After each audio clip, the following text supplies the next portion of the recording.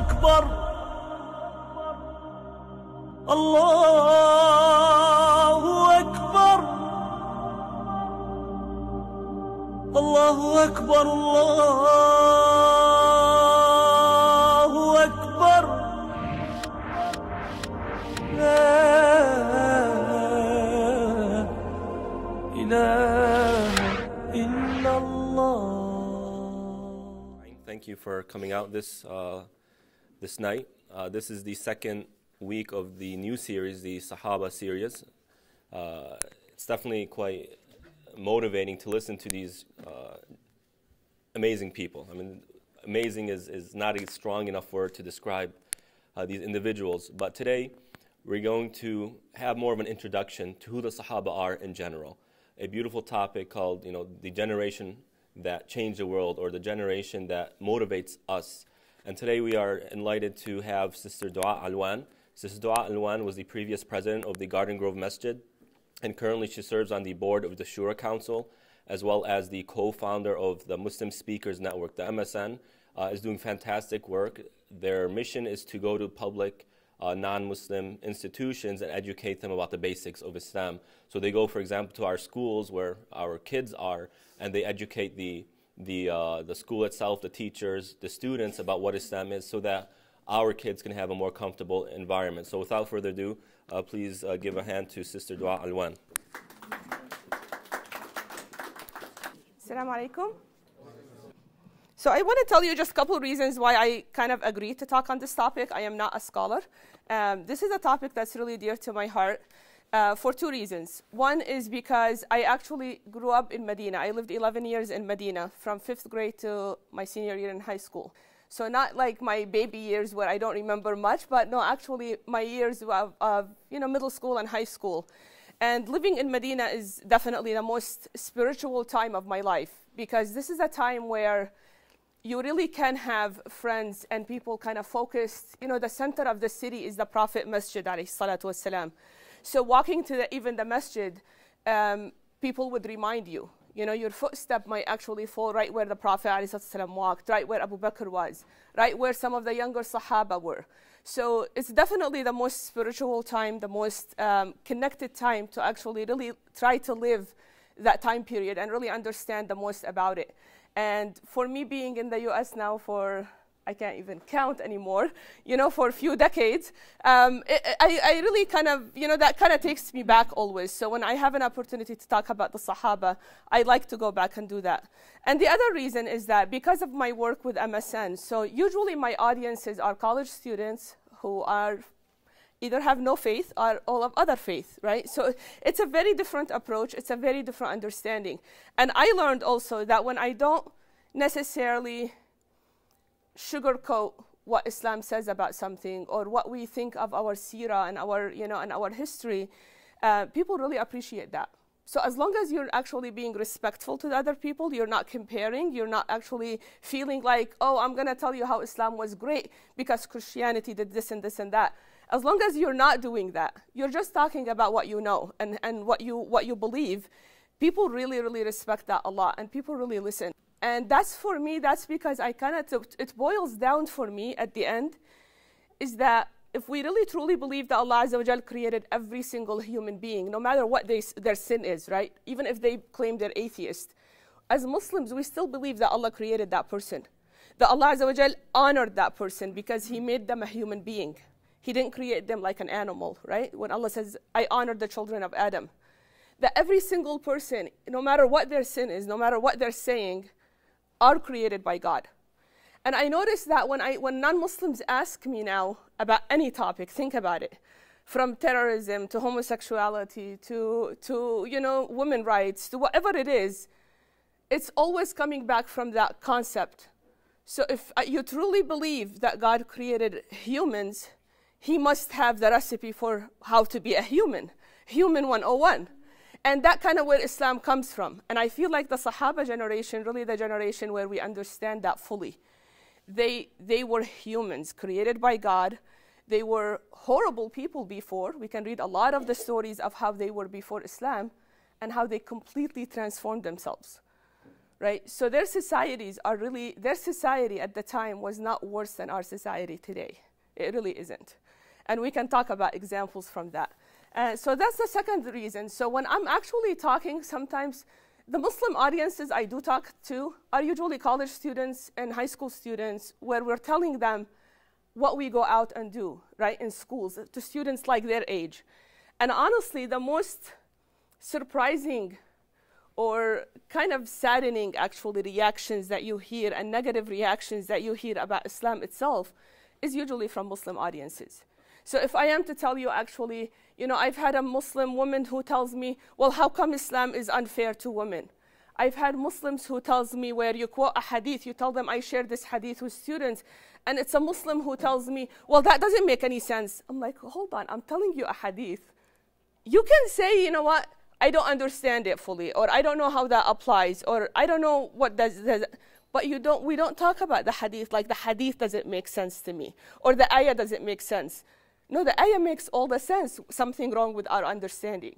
Do you understand like where I'm coming from? So these reactions actually that surprise me the most comes from Muslims. And that what tells me is like, wow, there's actually, we really need to work. We really need to work. We really need to work on our understanding. I feel like sometimes students I talk to regularly who are not Muslim, they might have actually a more sound understanding of Islam than some of the same age group of Muslims. Does that make sense? It's actually really sad. So this is one of my motivations of being here with you today. So when we talk about Sahaba, I'm just going to go back really, really briefly, because I like to talk about, we're talking about Sahaba changing the world, right?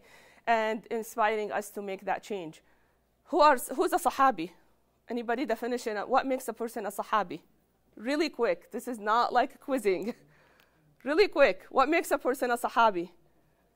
They have to have, they actually met the Prophet in person, right? What else?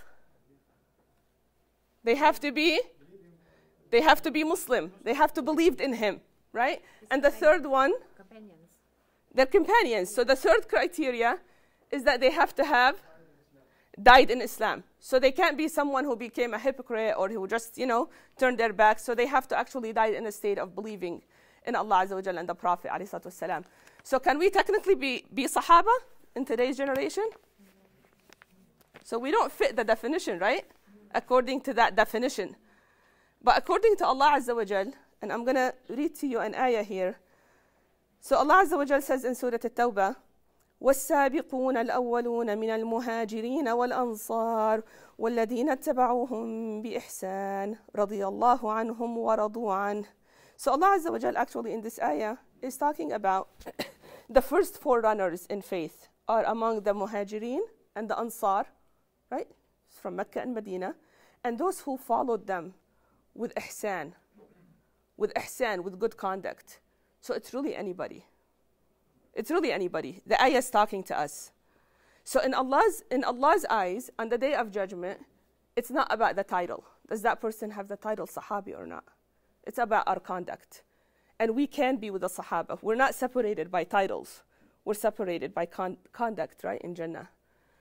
So this is where it inspires us. So when we think of the Sahaba, we typically think of a monolithic group.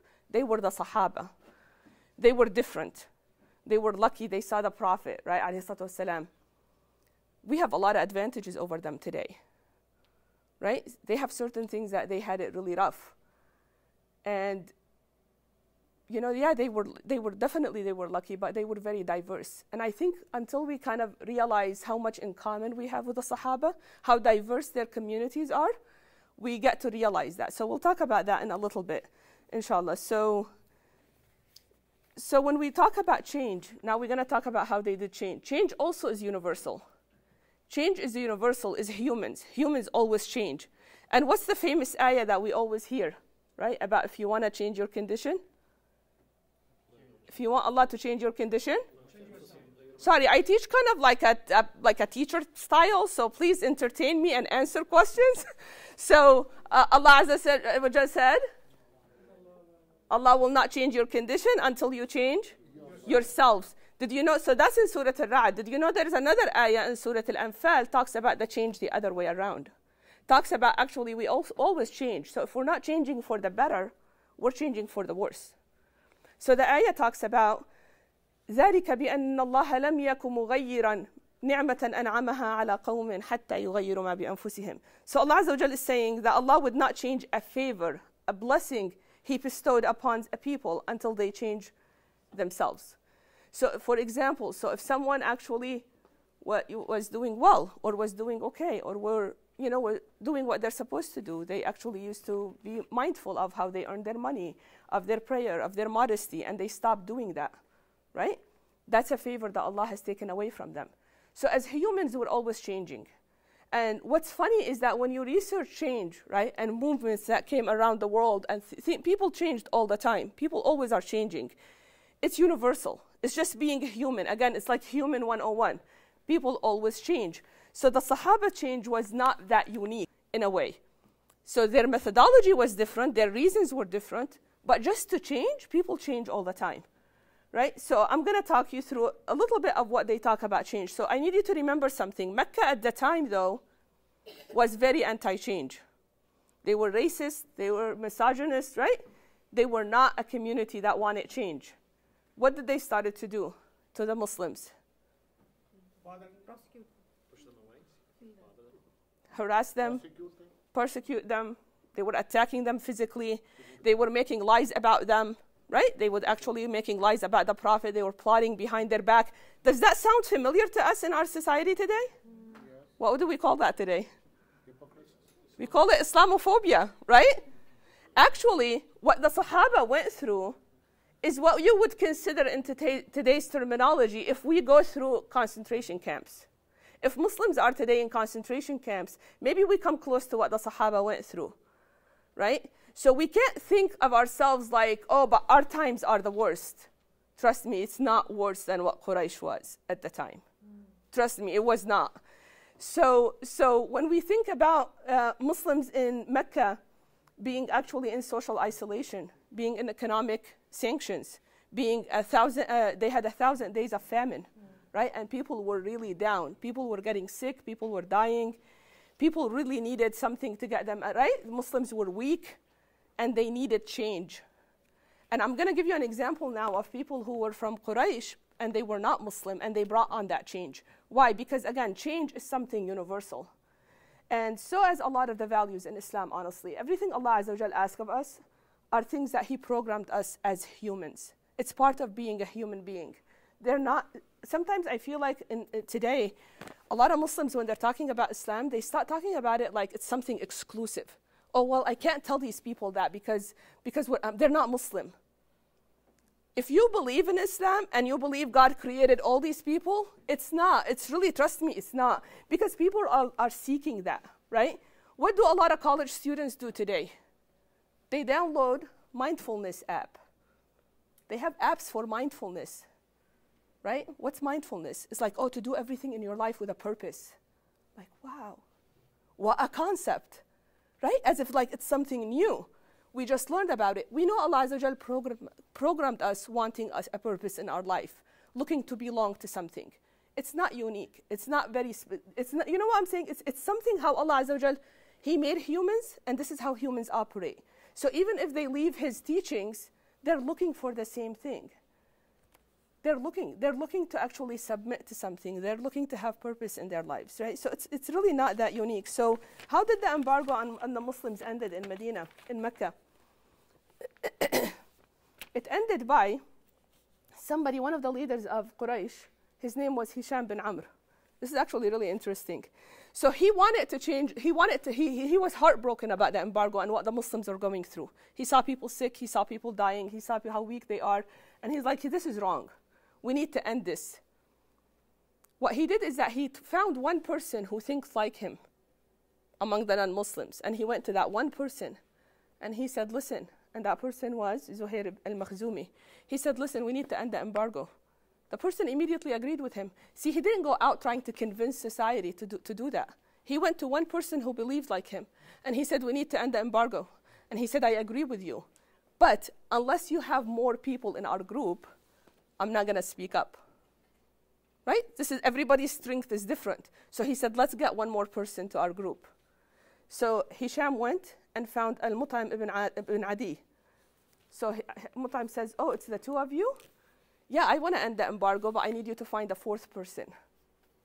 3 people is not enough. I'm too scared to speak up if we're only 3 people. So, so Hisham went and found another person, Abu al-Bahtari. And Abu al-Bahtari says, I agree with you. We need to end the embargo. I need a 5th person with us.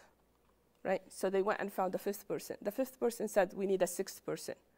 Hisham didn't give up. Imagine today if you're doing that with friends, right? If you go, I mean, I'm imagining that with MSN, right? I went to 2 people and we started MSN. It didn't take me 6 people. I don't know if I would have given up. It's like, oh, you know what? Forget it. Is this hard? But he went to 6 people until all 6 of them met. And they all agreed to speak up and end the embargo. And that's how the sanctions in Mecca on the Muslims ended.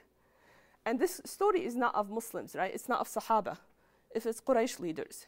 Why I'm saying that to you? Because it's the same concept. It's really the same concept. When you look at the change and people writing about movements and how people change the world, they're really not making up anything new.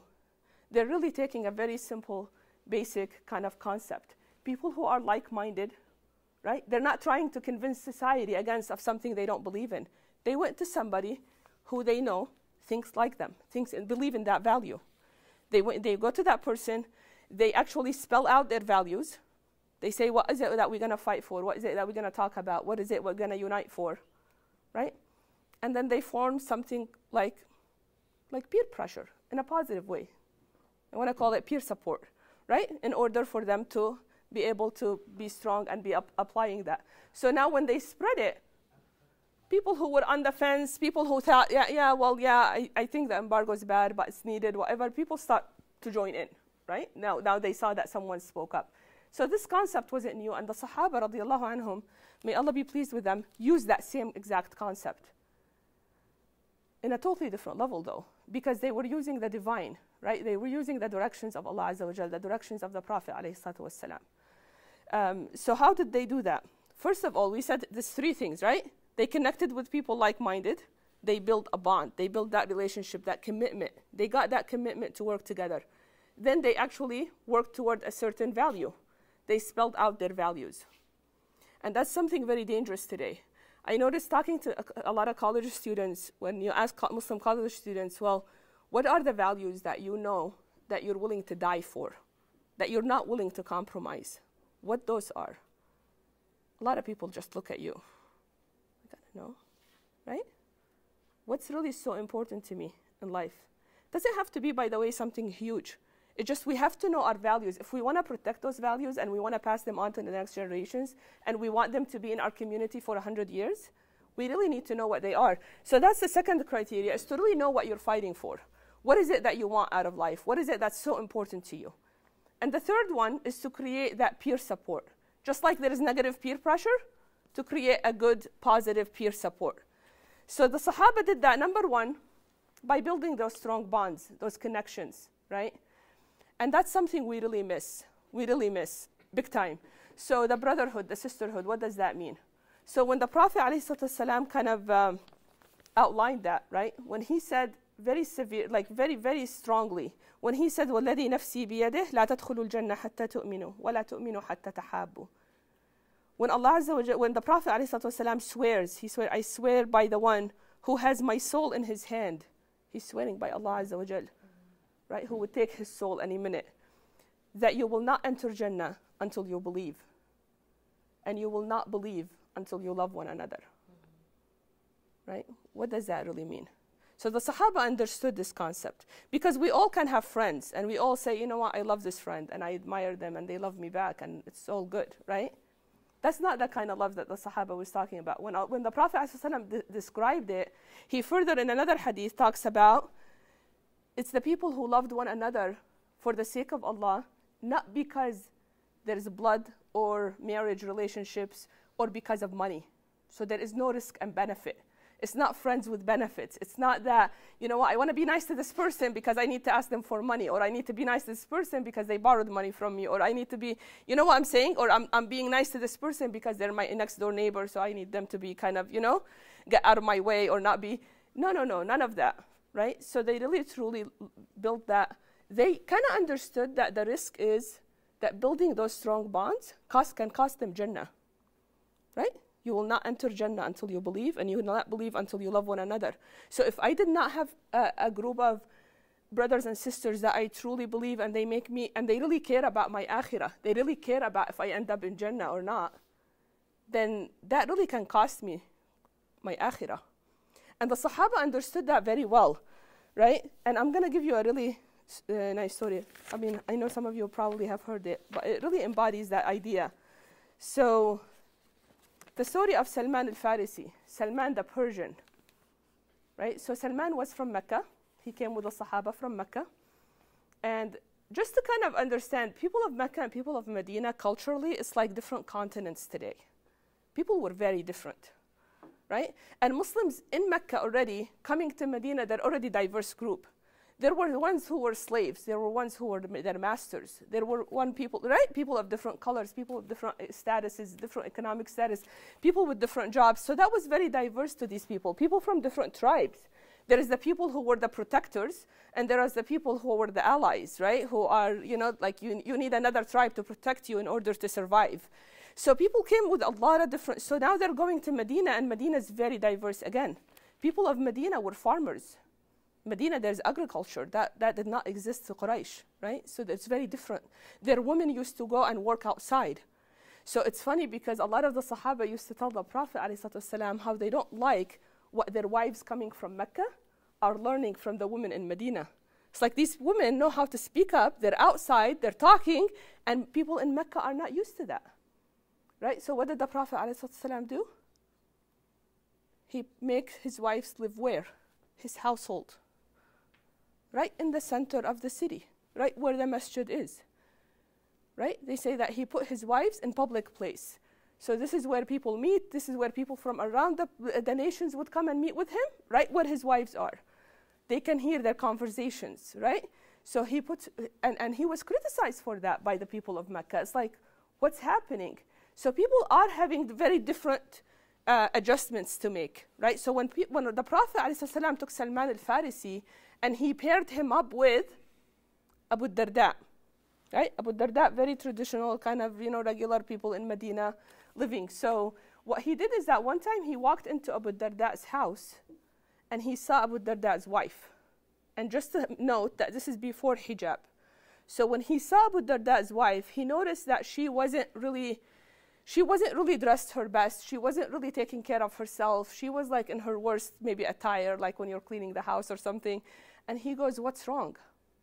So now Salman al-Farisi asking Abu Darda's wife when he's not there. He's like, what's wrong? And she said, well, it's your brother, Abu Darda. He doesn't care. He doesn't care. He fasts all day. He fasts all day and he prays all night. So, what do I take care of myself for? So subhanAllah, what does Salman say? What do you think his reaction would be? Salman was not married at the time. So he would have said like, oh, hell no, like I'm not getting in the middle of this, right? I am not like, Or his other option might be, which we hear today when we make a lot of drama, he can go straight up to Abu Darda and it's like, your wife said that and I saw her and she said that, and now create like a bigger issue, right? He didn't do any of that. He left. He came back the next day when Abu Darda is home, and he brought food with him. And he gave food to Abu Darda. Abu Darda says, I'm fasting. And he said, no, I'm not going to eat until you eat. And Abu Darda knows that it's not about making intention the night before. This is sunnah fasting, so he broke his fast. And he ate with him. Then Abu Darda said, I'm spending the night with you. And every time Abu Darda gets up to pray, he goes, go back to sleep. He goes, I'm not used to sleeping at this time. I'm always up at night. It's like, go back to sleep. He kept sending him back to sleep and did not let him stay up. He didn't mention a word about his wife. He didn't tell him. He said, go back to sleep. Until it was the last third of the night. Then he said, okay, now you can get up and pray. And they prayed together. And after prayer, Salman turns to Abu Darda, and what does he say? He said, Abu Darda, Allah Azza wa Jal has duty upon you. Right? And yourself you have duty upon yourself. You have duty upon your wife. You need to balance. It's not okay. What does Abu Darda say? Just out of curiosity, what do you think his reaction would be? Mind your own business. No. See, this is what I'm saying. So if we know, exactly, if we know that their relationship is built on, I want to make sure you go to Jannah. And you want to make sure I go to Jannah. Now Abu Darda became worried about Salman. It's like, oh my God, you're going astray. You don't want me to pray and fast? I'm going to go tell the Prophet on you. So Salman goes to the Prophet complaining about, Abu Darda goes to the Prophet complaining about Salman. He said, you know what Salman said? He told me to not pray and not fast. Like, what does he, what's wrong with him? And the Prophet heard the story, alayhi salatu wasalam, from Abu Darda. Right? He didn't hear it just from Salman and his version. He heard Abu Darda complaining. What does he tell him at the end? He said, Salman told the truth. Salman told you the truth. Listen to Salman. So my question to you now is, what's in it for Salman? Nothing. What's in it for Salman? He spent the night not sleeping, putting him back to sleep. He invested a lot of time in this. And that is what we're talking about, is when people connect beyond any benefits, right? What's in it for Salman? Really nothing. He wanted this brother of his to actually have a good family, to fulfill his duties, to go to Jannah. Really, that's all he cared about. So one thing I noticed, subhanAllah, throughout the years, just because I lived, subhanAllah, in so many different places, so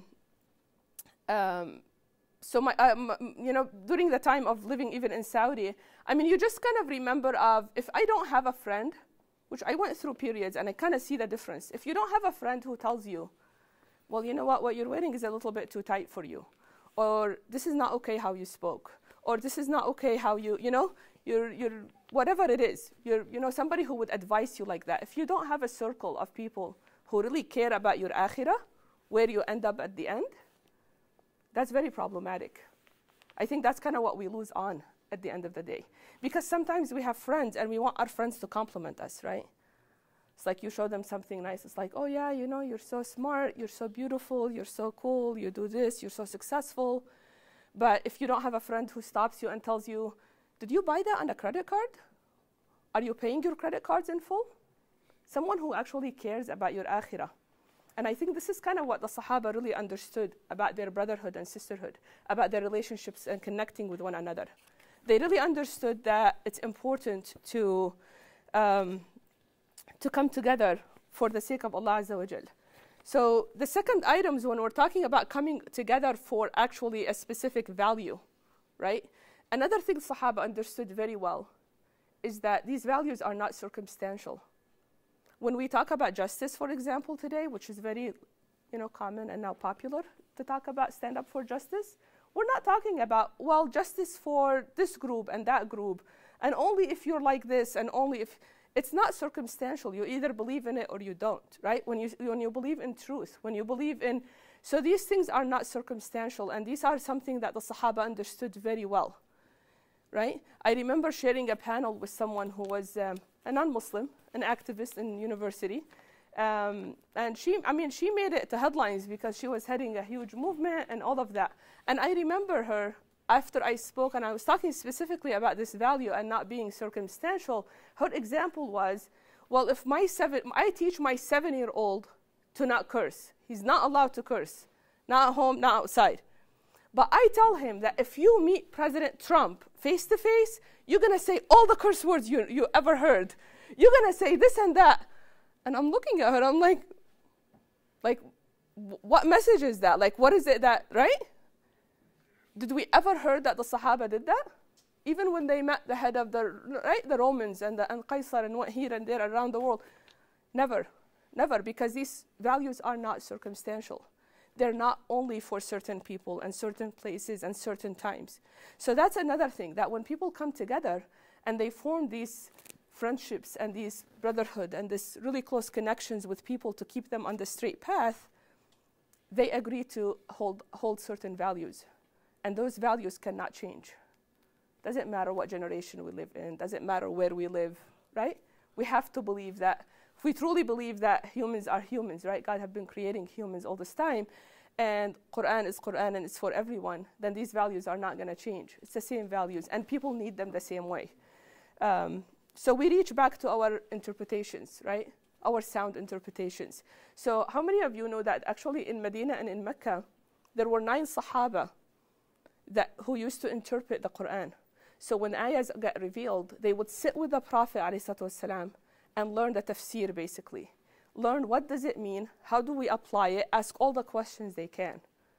So these 9 Sahaba, one of them I heard that you covered last week, Abdullah bin Mas'ud, if you were here last week. So he is one of those 9. So these 9 Sahaba actually have documented how they understood the Quran from the Prophet ﷺ. And there are scholars who came after them who documented their documentation. So the 9 Sahaba commenting on the Quran exists today. We have access to that, right? But a lot of us don't know even that, right? So it's very important to say, you know what, I want to go back to understand the Quran the way they understood it. I want to go back to understand hadith the way we understood it. So when I tell you like the reaction I hear and I see from the Muslim community is the most disturbing to me, it's kind of really scary because you see people who actually have authority to take the mic saying stuff like, oh, you know what, the hadith is just he said, she said, you know, it's just, I've heard that on a stage in a Muslim audience speaking to Muslims in Southern California. You know, it's just, you know, he said, she said, it's okay, like, it's not really important for us, or it's not something that goes with today. We left half our deen here, right? Then you hear other people who talk to non-Muslims and they say, you know what, but that's okay, Jesus was crucified. I'm like, why do we need to do that? Why, right? We feel inferior. We bring that in ourselves to people. And I think that's the one unique quality of the Sahaba, is that they had that confidence in the message of Allah Azza wa Jal. They had the confidence in what they're doing is the right thing. And that really did not change no matter where they traveled and where they went. So reaching back to sound interpretations of Quran and Sunnah, right, and how the Sahaba understood it. Challenging ourselves also to be creative, believing in what we have, having that confidence. What happened when the Sahaba were outside of Medina trying to settle for a battle and they saw Quraysh and they saw how they built themselves a nice shade? Anybody's familiar with that story? So they built themselves a really nice shade, and the Sahaba immediately pointed to that and they told the Prophet ﷺ, can we build one just like them? The Prophet got angry at them. I mean, you have to understand, it's a desert there. It can get 140 degrees. So shade would be nice. The Prophet ﷺ was not angry of the idea of shade. He was angry of the attitude of we just want to copy. They have something nice. How many times we hear our community compared to other communities? Well, only if we're like the Jews, and only if we're like this and the, right? We don't want to be. We have to believe and have confidence that Islam gave us something, offers to the humanity something better, not just to us. That when we propose solutions, they're actually more fair. They're actually for everyone. We have to have that confidence in Allah's instructions and in how the Sahaba applied this deen. So this is something very important. The Prophet ﷺ got upset with them, got angry. He said, really? So even if they went in a hole, right, where a lizard would go, you would go after them?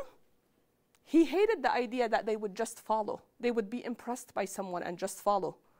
Because yeah, you can take a good idea, but trust me, with the instructions you have from Allah Azza wa Jal, you can make it better. You can come back with something that's more fair and universal to everyone. Does that make sense? So it's really important for the Sahaba was to see themselves in that light, to see themselves that they are obligated to lead. They are obligated to actually set an example. That the example they have, because they follow the Quran and the Sunnah, would be better than any other example. They have confidence in that. So that's something just very important to keep in mind. So the other thing is that they really focused everything they did on pleasing Allah Azza wa Jal with a conviction, so they truly believe that one day they will meet Him. Right? Imagine if you're thinking that ahead, right? You're always thinking like, well, He's going to hold me accountable. What would my life look like? So the third thing that when we're talking about the peer support, right? First we're talking about connecting, then we talked about the shared values, then we talk about the peer support. So the Sahaba did that, right? So they did that and they created that and they understood how important it is to work together. One person not going to change the world alone, right? It's really when people come together and create that, the opposite of peer pressure. We always complain of peer pressure. Peer pressure is bad. Well, can we create the alternative to that? Can we make support peer groups where people actually encourage each other to do good, encourage each other to do the right thing? this is something where I feel like, so this Sahabi was not Muslim, right? And right before he became Muslim, this is one of the incidents where it led him to Islam, Tufail. Tufail was not Muslim, and what he did is that he went, and they told him to go, and they dared him kind of to listen to the Prophet ﷺ. And you know what he said? He said, I can tell good from bad, so I'm not afraid to listen to him. If it's bad, I'm going to recognize it. And if it's good, I'm going to recognize it. He was honest with himself. So when he heard the message from the Prophet ﷺ, he embraced it. Like, well, I can't say it was bad, right? He was honest with himself. So that was something very important. Abu Dhar that we were talking about, the man that was fasting every day and praying every night. What was Abu Dhar Abu Dhar was known for? He was robbing caravans, right? He was making quick money. He enjoyed the power he had. Like when people are scared, he enjoyed that. He got a rush out of that, right? What did he do? His life was completely transformed. He was a different person. Because now his focus is on something else. His focus on getting to Jannah. That was the only thing in front of him.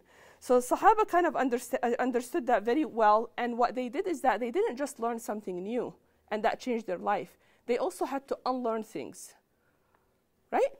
All the bad things, all the way they connected things in their mind, the way they immediately thought of people when they see them, if they saw, they unlearned certain things. They started to align what they like and what they don't like with what Allah Azza wa Jal. So when Allah Azza wa Jal says, and Allah loves, for example, the mutatahhirin, Allah loves people who are, who are righteous. Allah Azza wa Jal loves people who are conscious of Him. Allah does not like people who are wasteful. Allah does not like people. So all these in the Quran, when Allah tells us what He likes and doesn't like, they aligned what they like and don't like with Him.